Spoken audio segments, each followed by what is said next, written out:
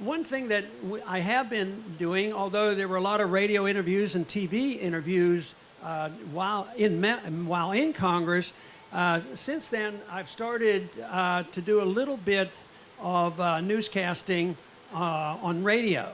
And that's because of one individual who called and asked me to get involved with him in putting this together. And I'd like that gentleman to come up. It's Charles Goyette, and we do some radio together.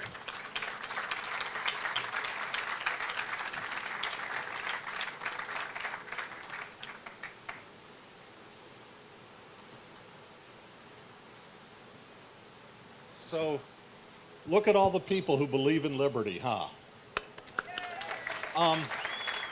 I was explaining to somebody inside that when we agreed to do this radio project, Ron Paul's America, that's now on radio all over the country, a couple of months ago, I said I felt like we hit 2 Grand Slam home runs because we replaced Bill O'Reilly and we got Ron on the radio. So, we get Ron on and we get rid of, we got rid of Bill.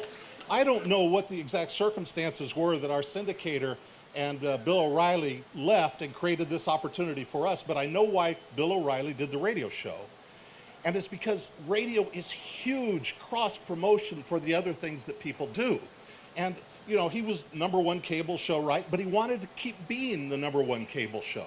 Even though it might have been a nuisance to him to do, he gets off his big show and then record, a minute or two of radio commentary and so on and so forth. Well, it's not a nuisance for us. When Rush Limbaugh gets done with his radio show, he wants to go play golf with some warmongers somewhere. And yet, he still takes the time to do a little radio show, his Rush Minute Update every day, because it feeds people to his radio show. So we wanted to take advantage of that. Glenn Beck the same way. He'll never get rid of his radio program, because the radio program, when he left Fox, he brought a lot of people with him to his subscription TV. But there's natural attrition and decay and so on and so forth. But the radio program keeps the pipeline fed with new people. And so we wanted to do that on behalf of all the things that Ron is involved with. And so we have talked about on these radio commentaries that we launched a couple of months ago, we have talked about, mentioned Judge Napolitano the other day. We've talked about Campaign for Liberty. We've talked about the school curriculum. We've talked about Peace and Prosperity Institute. I mean, it's just been a wonderful opportunity, and so I put it to people like this that don't know really broadcasting very well. I said, suppose you had a chance to have Ron on 125 radio stations, which is what we're on. And they're great stations in great markets. We're in Chicago, and we're in Boston, and we're in Washington, and we're in Philadelphia, and we're in Atlanta, and we're in Houston, and we're in Phoenix, and we're in Seattle. We're all over the country, 125 radio stations. Now think about these numbers. Twice a day we do this. You think, oh, Charles, you're eating up Ron's precious time. Listen to this. Twice a day we're on 125 radio stations. We're on 520 radio broadcasts a year. On 125 radio stations, that's 65,000 radio station commentaries from Ron Paul being broadcast on the radio every year. 65,000. And then you start to, well, how many people are listening to each radio station? A little hard to say. We're here in Houston. We're on a huge station. I think KPRC is a big radio station here in Houston. This is a market of, Metro is 6 million people. The radio market maybe 8 million. So I penciled this stuff out and I said, okay, suppose there are 25,000 people listening in drive time to KPRC radio in Houston. So if you multiply this out over the entire United States, we could have 25,000 on average, medium, small, large markets.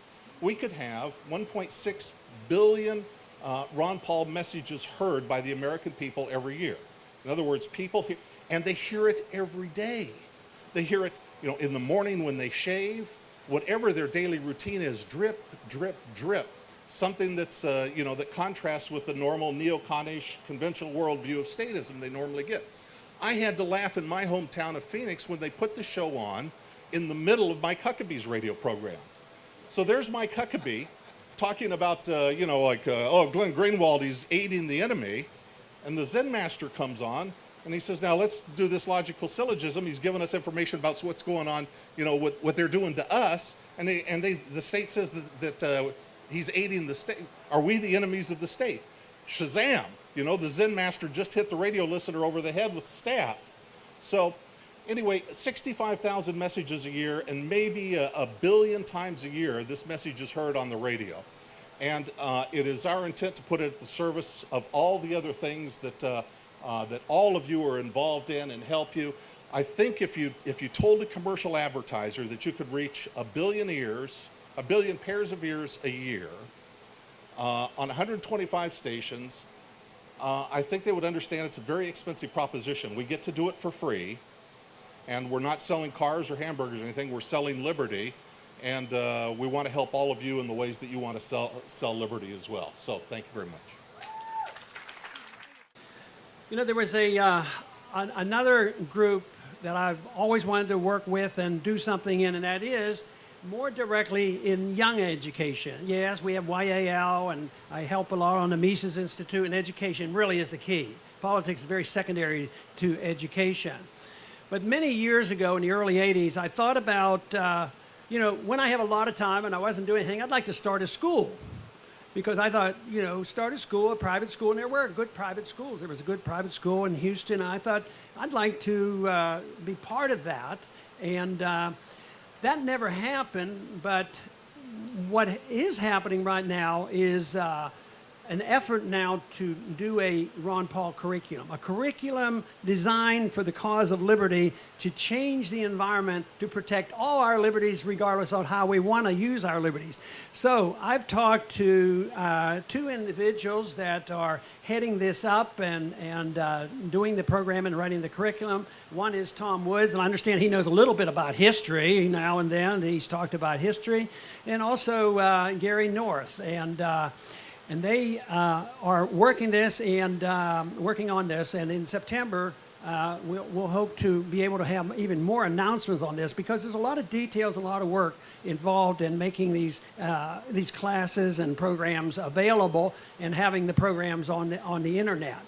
And right now I'd like Gary North to come up and tell a little bit more about exactly where we are on this and what you might expect here in the future. Gary.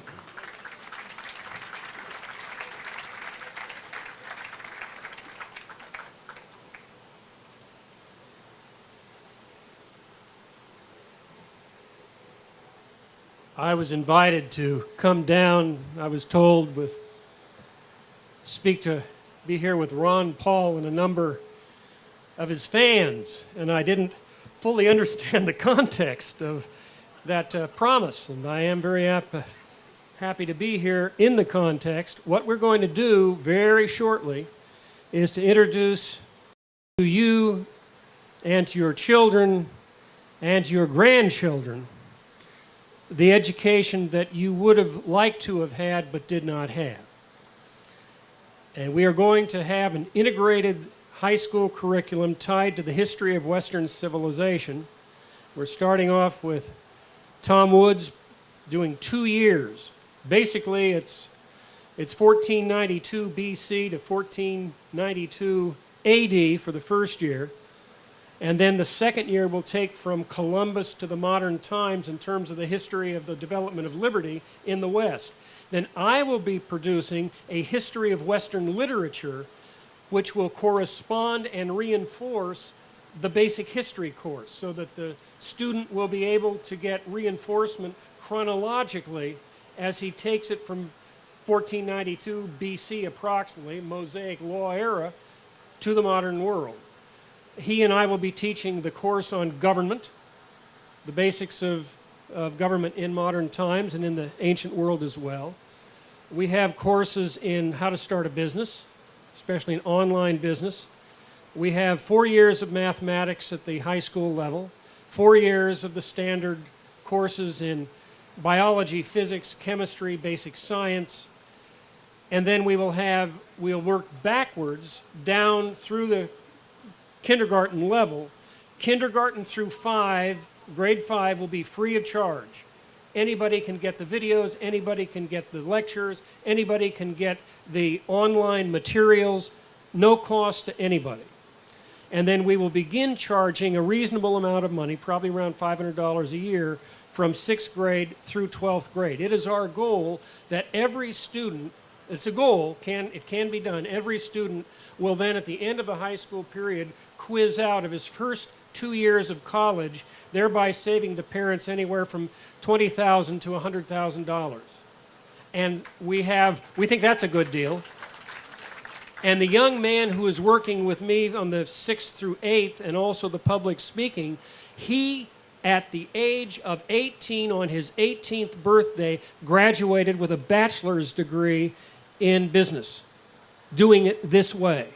And we're using him as the great motivator for the younger kids. We think we can save parents anywhere from $100,000 to $200,000 if they would have sent their kids to an Ivy League school. We can save just about any parent, probably if the kid really gets involved, anywhere from $25,000 to $50,000 without really looking around.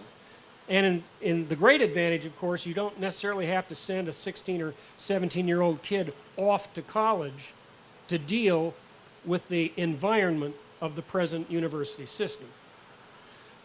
My goal is simple. First, help Ron and the rest of the faculty member produce a really first-rate education for kids in this country. Online, homeschool kids. That's the main goal. But my second goal is within 36 months, I hope that Ron Paul will be the most known spokesman in America for homeschooling. That's the goal. There are 2 million homeschool kids out there. There are something like 65 million K through 12 non-homeschool kids. We don't want to be greedy. We don't want to be greedy. We'll take 10% of the public school kids and just move them into our program. That'd be fine. But you can see the potential. And Ron is the man to do this.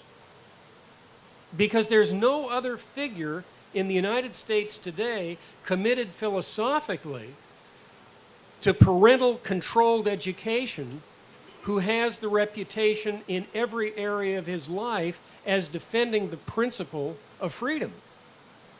And I think this is what the homeschool movement needs, and I think he's well respected in the movement, and I see no reason why 3 years from now, 4 years from now, he will not be the spokesman in the United States for the homeschool movement. That's the goal. Let's hope we can do it.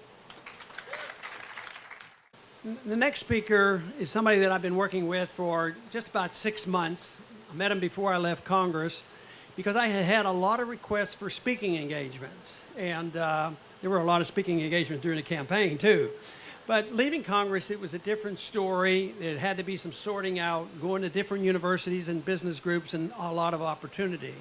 So in talking with a certain judge that I know is a friend, gave me some advice, and you should get hold of this company called GTN, Greater Talent Network, because they know how to handle things, schedule things, and get you around and make it efficient. So we got together, and they represent me in getting me onto college campuses. And I figured they were just, a routine speakers bureau, and, somebody calls and they say, oh yeah, we'll go and do this. I didn't know if they would know that I was a little bit different than other congressmen.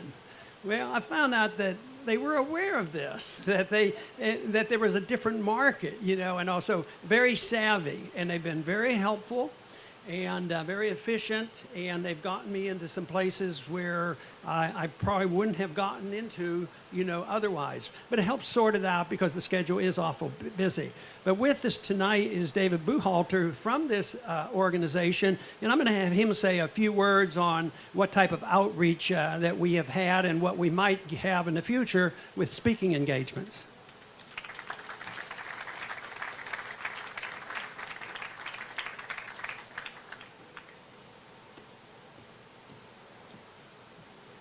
Good evening. I'll tell you, this is fascinating and ironic for me to be the one standing here because it's actually my job to put people like you here. So I'll keep it short and sweet. My business is to get great thought leaders out in front of people who can make a change. And I've represented and had the honor to represent great libertarian thought leaders, people like satirist P.J. O'Rourke, my friend Judge Andrew Napolitano, who's sitting here tonight, and of course, the great Dr. Ron Paul, who has built this wonderful movement to take liberty and freedom out to campuses, to communities, to Fortune 500 companies, nonprofits, you name it. And the interesting thing is the reactions among people, whether you're down in Santiago, Chile, on an off-the-record little event with a bunch of high net worth individuals, or you're down in Lexington, Virginia, at his first speech out of Congress, the reaction is the same. And that is true of what, all of you are shaking your head, and you know exactly what I mean when I say this. The Liberty Movement is strong. Dr. Paul is the leader of it with many great other people surrounding him, and I'm very honored and pleased to be part of this team. So thank you very much. Next, I am going to introduce another individual who's been on my staff for a long time. He has served me very well in sorting out the events around the world in foreign policy. I've been on international relations for a long time. We dealt with the issue of war, going into Iraq and the various other things, and he's been very, very valuable to me. But when I left Congress, he and others made the suggestion that maybe it's time that we actually have an institute that's dedicated, guess what, for peace and prosperity.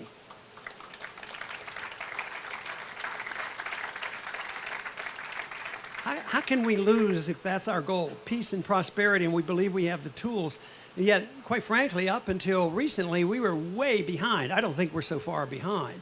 Now, I believe that there's a necessity. The foreign policy is collapsing, and the economy is collapsing, so they're going to have to look for something else.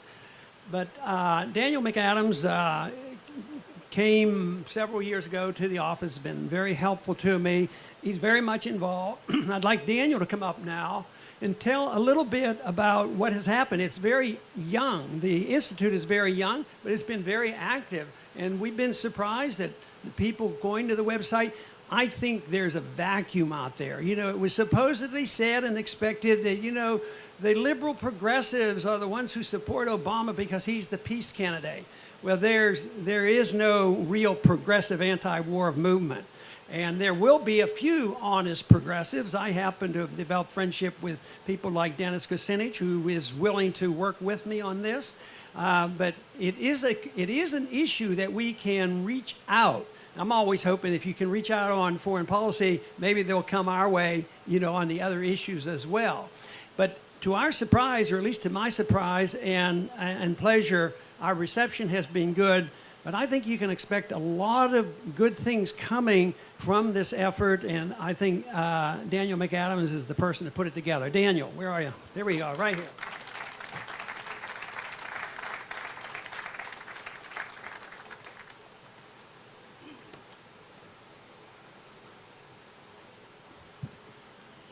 Remember when the media repeated the government talking points that we had to help the freedom fighters in Libya? Remember what happened? President Obama went in, bombed Libya, put these freedom fighters in power. I remember what happened shortly after that. Our allies, these freedom fighters in Libya, then stormed a Benghazi and killed the ambassador and several other U.S. Government employees. This is the folly of our foreign policy. This is what Congressman Paul has been talking about for decades. Congressman Paul's role has been to teach people the dangers of interventionism, not just the moral hazard and the moral dangers, but the financial hazard, the hazard to our future, the threats to our future. When the media was telling us we needed to go into Libya, Congressman Paul introduced legislation reminding the president that you're obligated under the Constitution to come to Congress for permission to do this. The president ignored him, of course, didn't even go to Congress, didn't even go to the UN, decided to get permission from NATO. Congressman Paul has been fighting for a peaceful foreign policy and fighting to explain the nexus between peace and prosperity and how a peaceful foreign policy can make us more prosperous in the future. He's been doing this for decades. When Congressman Paul left Congress, he and the rest of us wanted to continue this and expand it. This is an educational effort that Congressman Paul is making. We opened our doors about 2 months ago. We had a press conference in Washington, D.C. that was standing room only, introducing the new Ron Paul Institute for Peace and Prosperity. Several members of the board of directors, or board of advisors are here, including Judge Napolitano and Lou Rockwell. And we're so happy to have their participation with us. And we're so grateful for their input. And we look forward to working with them in the future. As I say, we've been around for about 2 months. We were very, very pleasantly surprised about the reception that we've had thus far. Our hits on the website, we look at Alexa and we see how many people are coming to the Ron Paul Institute website, ronpaulinstitute.org.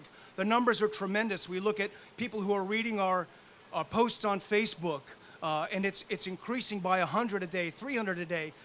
Last week we had 1,500 people come on board in one day. They're interested in what we're doing. So many people have spontaneously joined the Institute. They've become donors, they've become sponsors, and we're so thrilled. We have many things planned in addition to our website.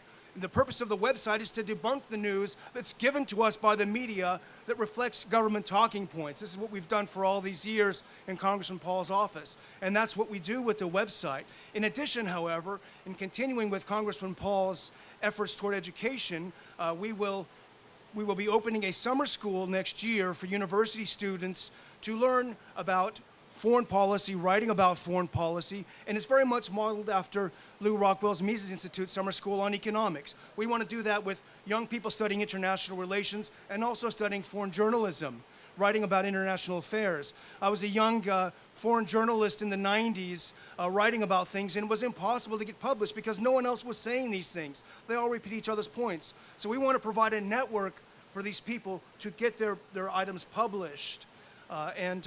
As a matter of fact, the precursor to the summer school will be a student writing and media project where we will be providing small scholarships to the best student writing or media submissions. There are a number of wonderful videos being made by people, and this is a way to bring together this network of young people who have the same ideas and don't know where to turn. Congressman Paul's Institute will be the conduit for that.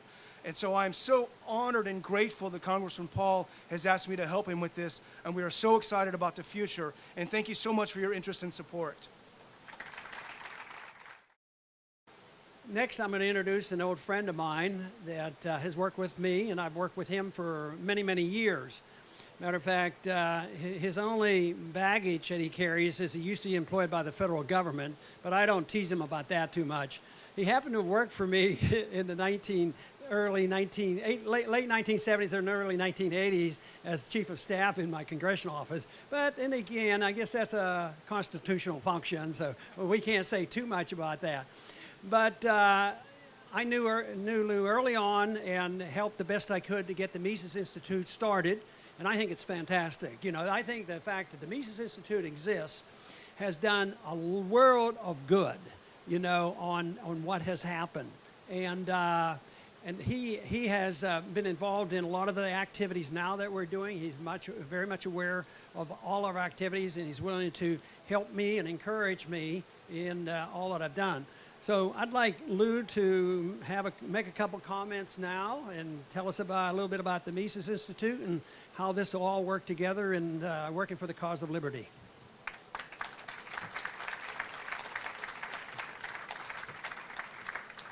Well, like everybody else, of course, I'm thrilled to be here. It's an honor. I think thinking about Austrian economics and Ron Paul's role in it, some years ago there was a young medical intern who happened to come across F.A. Hayek's The Road to Serfdom. It was a very important moment for the libertarian movement, for the cause of liberty, for Austrian economics, because of course Ron Paul then, as now, was about the most voracious reader you would ever encounter. So of course, what does he do? Immediately reads everything about Austrian economics. He reads Mises and Rothbard and Hazlitt and Sennholz and all the rest, and becomes eventually, of course, the only guy in Congress to ever know any economics. So I wish they'd paid more attention to him, but I frankly don't think maybe that's that important. The people paid attention to him. So he continued all through his work in Congress using his office as an educational platform for issues of peace, free markets, and of course Austrian economics. What a great thing during his 2008 and 2012 presidential campaigns when he would mention, whether it was the Jay Leno show or speeches to packed college campuses, He'd mention Austrian economics. He talked about Austrian business cycle theory. He talked about what the Federal Reserve does to us, the damage it causes, the recessions, the depressions, the horrendous lowering of standards of living, just how much it's hurt regular people in this country, so that the regular family doesn't have a much higher standard of living than when Nixon closed the gold window in 1971, which, because of Ron's knowledge of Austrian economics, led him to decide he was going to enter public life and become the great champion that we know him to be. So, as he also mentioned, he was a key factor in the starting of the Mises Institute. He's been our inspiration and advisor ever since, a close participant. When people think about Austrian economics, not only the cause of liberty, but when we think about Austrian economics, who is the key person? It's Ron Paul. So just recently we put out a series of posters advertising the books of the key people, and we had Mises and Rothbard and Hazlitt and Hayek, and of course we had to include Ron Paul too. I mean, he is in that kind of company, and now he's about to move to a much higher level. When I'm going to let Jason Goldberg give you all the really interesting info, but I remember back in the late 70s and early 80s when he did a TV show, the amount of time and money it was necessary, and they were great shows, and we're going to put them up online. He interviewed Senholz and Friedman and Rothbard and many other great people. It was so difficult to get stations to run them. It was so difficult to get anybody to watch them. Now, this is all going to change and I think what in the entire history of the liberty movement and the entire history of libertarianism is the most significant development in terms of communication and media ever to happen. And I just want to ask you on Ron's behalf one very important thing. Please don't leak what you're going to hear, because it's very, very important that we be able to launch this on, I'll tell you, on July 5th is when it's going to launch. If it's leaked ahead of time, it's going to do Ron damage. It's going to hurt the beginning of what you're going to hear about. It's going to, but I think just from a moral standpoint, you all love Ron Paul. Make sure that it's he who's making the announcement, that it's not some creepy reporter who's, we know what we think of reporters. It's not some creepy reporter giving forth the info, that it's Ron himself. So please, again, on Ron's behalf, keep in confidence what you're going to hear. It's not going to be easy because it's extremely hot. You're going to be thrilled, you're going to be inspired, and we're going to ask your help, by the way, with it as well afterwards. But Ron, thanks for everything. Thanks for inspiring all of us. Thanks for the millions of people all over the world you've touched. It's a worldwide movement. It's not just in this country. Young people everywhere know about sound economics. They know about sound money. They know about the cause of peace. They know about free markets. Thanks to this great man. Thank you, Ron. The next individual I'm going to introduce is a celebrity, and he's a neat celebrity because he knows something about Austrian economics, and he's actually gone to Auburn, gone to the Mises Institute, and spoken there and learned there, and been very interested in what I've been doing and campaigning, and 08 was a supporter and continue to. But I want to introduce him now, and he has, like a lot of us, but he especially has two names. One name is Glenn Jacobs, and the other name is Kane. So I'd like Glenn to come on up here.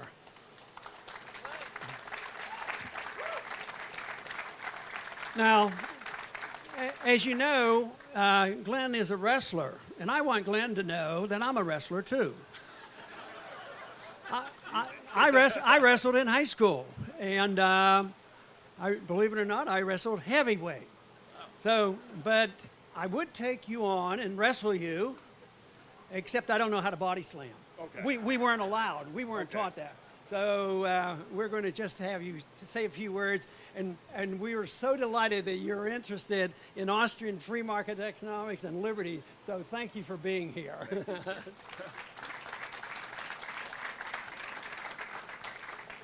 I just dodged a bullet on that one. I really did not want to wrestle Ron Paul, because he's good at everything else he does. I can't imagine what sort of wrestler he would be. So we all know the old joke, right?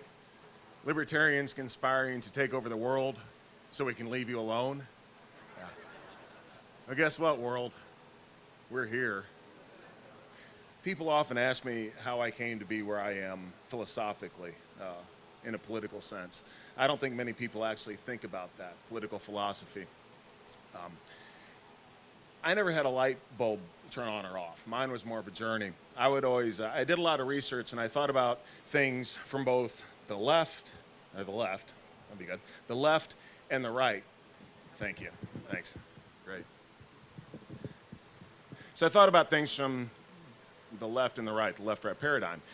And then just by coincidence, a friend of mine mentioned this term libertarianism. Libertarianism, what is that? So I started doing some research and I read some libertarian authors and I liked what I read. One of them was a guy named Judge Napolitano. And then along the way, I started hearing this term Austrian economics. What in the world is Austrian economics? So I started doing some research and I read some guys named Hazlitt and Mises and Rothbard and Hayek. And let me tell you something, folks. Actually, back to Rothbard. Once you read Rothbard, it's all over with. There's no argument. You don't need to read anything else. I also read a guy named Tom Woods. And along the way, along my journey, I kept on hearing about this crazy congressman from Texas named Ron Paul. And I'm like, wow. And what made him crazy was that he was saying things that I agreed with, like almost everything. And then I started reading and listening and watching his videos. It's like, wow, this guy actually is saying what I believe. And then I was so happy in 2007 and 2008 when he ran for president. What was amazing about that was I found out that I wasn't the only libertarian in East Tennessee because all these people suddenly started coming out of the woodwork. And that was amazing. He launched a movement. And he had a message, of course, that desperately needed to be heard, unfortunately, nowadays. It is no exaggeration to say that Ron Paul and the message of liberty changed my life. And as you're going to find out a little later here, Ron Paul and the message of liberty are going to change the world. So, thank you. I have another individual who's rather well known, and he's dear to my heart because he believes in liberty. He also makes a pretty good living at making movies and a few other things like that. But I'll tell you what, I had a call from this gentleman about 5 years ago or so, and they told me he was on the phone. I said, oh, that's interesting. I wonder what he wants. And I was so surprised and so pleased because it was coming from Hollywood. You know, kind of people in Hollywood, you know. I mean, Hollywood might even be worse than Washington, D.C. I don't know. I don't know that much about Hollywood, but I know about Washington, D.C. Anyway, he calls. He tells me, well, I like what you're doing, especially exposing the Fed for what they're doing to us. So I thought, boy, that is great. So we have become friends. Matter of fact, he got me out to Hollywood. I got to see the opening of a movie that he did. And that was a real honor for us to do it because it was something we've never done before, and it was exciting to do that. So I am really pleased to introduce to you Vince Vaughn to come up and say a few words and why he loves liberty.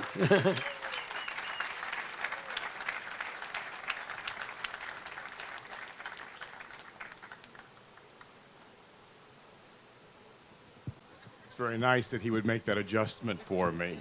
I'm circus tall, so it's nice to be accommodated here. It's great to be here. I did call Ron, and he was very gracious when I asked him about the Fed and pointed me in the direction of a lot of other things that I got to learn about, which was terrific. I think we all here have a lot of things in common. I also wrestled in high school, but I don't have any interest in letting you know that or getting involved in anything with that, or I'm not great at the things I do, and that would be something I would appreciate if we could avoid at all cost here today. But yeah, I want to say thank you so much for including me here today, to Carol for having me, and it's a real treat to get to meet the whole Paul family and to be around everybody, and also for me to get to hear all the terrific things that are going on, to get to see all the different organizations and all of you that are really the engine behind getting all these principles out. I very inspired in hearing everything that I'm hearing today. So thank you very much to all of you, and thank you to the Pauls for having me here. Thanks a lot.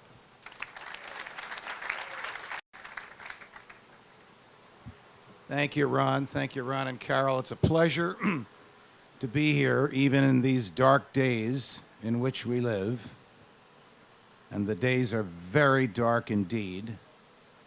About 2 years ago, I wrote a column during the heyday of a short-lived little show at Fox called Freedom Watch.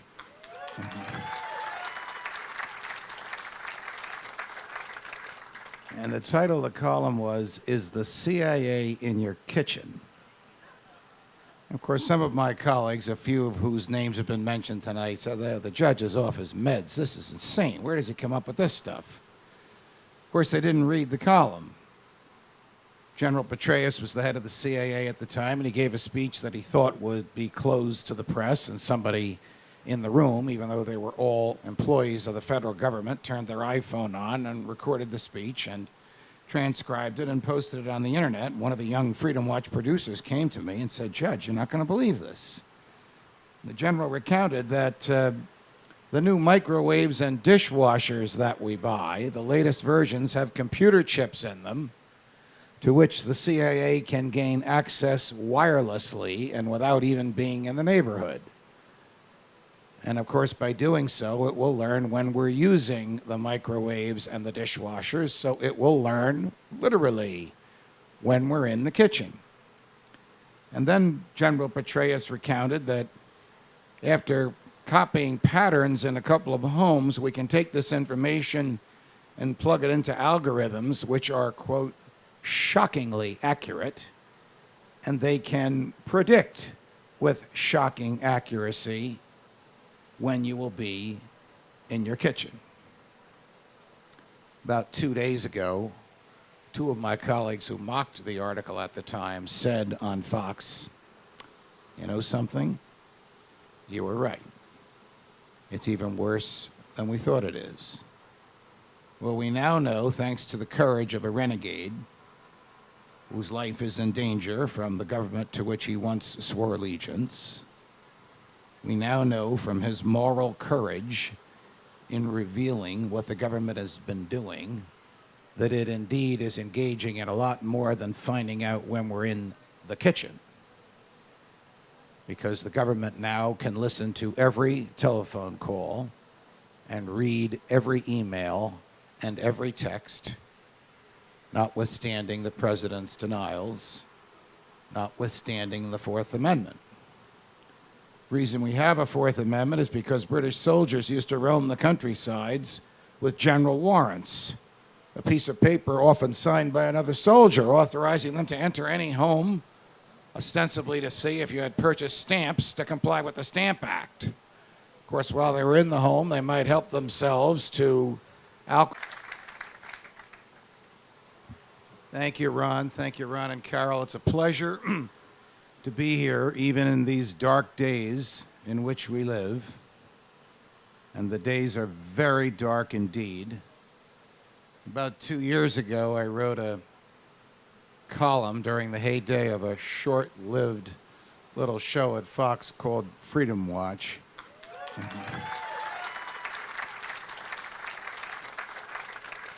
And the title of the column was, "Is the CIA in Your Kitchen?" Of course, some of my colleagues, a few of whose names have been mentioned tonight, said, the judge is off his meds. This is insane. Where does he come up with this stuff? Of course, they didn't read the column. General Petraeus was the head of the CIA at the time, and he gave a speech that he thought would be closed to the press, and somebody in the room, even though they were all employees of the federal government, turned their iPhone on and recorded the speech and transcribed it and posted it on the internet. One of the young Freedom Watch producers came to me and said, "Judge, you're not going to believe this." The general recounted that the new microwaves and dishwashers that we buy, the latest versions, have computer chips in them to which the CIA can gain access wirelessly and without even being in the neighborhood. And of course, by doing so, it will learn when we're using the microwaves and the dishwashers, so it will learn literally when we're in the kitchen. And then General Petraeus recounted that after copying patterns in a couple of homes, we can take this information and plug it into algorithms which are, quote, shockingly accurate, and they can predict with shocking accuracy when you will be in your kitchen. About 2 days ago, two of my colleagues who mocked the article at the time said on Fox, "You know something? You were right. It's even worse than we thought it is." Well, we now know, thanks to the courage of a renegade whose life is in danger from the government to which he once swore allegiance, we now know from his moral courage in revealing what the government has been doing that it indeed is engaging in a lot more than finding out when we're in the kitchen. Because the government now can listen to every telephone call and read every email and every text, notwithstanding the president's denials, notwithstanding the Fourth Amendment. The government works for us. We don't work for it.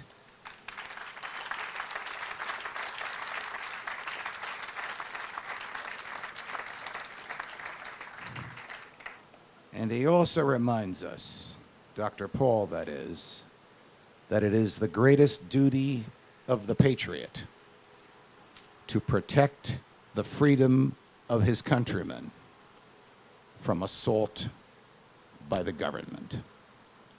Somebody has a bumper sticker up here, which is a lesson to all of us. I think it's the wonderful, he's not really bald, he just shaves his head, the wonderful Jordan. Keep guns away from the government. They do all the killing. In the long history of the world, only a few generations have been granted the role of defending freedom in its maximum hour of danger. This is the generation. Now is the hour. Ron Paul is the leader. Ladies and gentlemen, the great defender of freedom in this era or any era, the modern Thomas Jefferson, Dr. Ron Paul.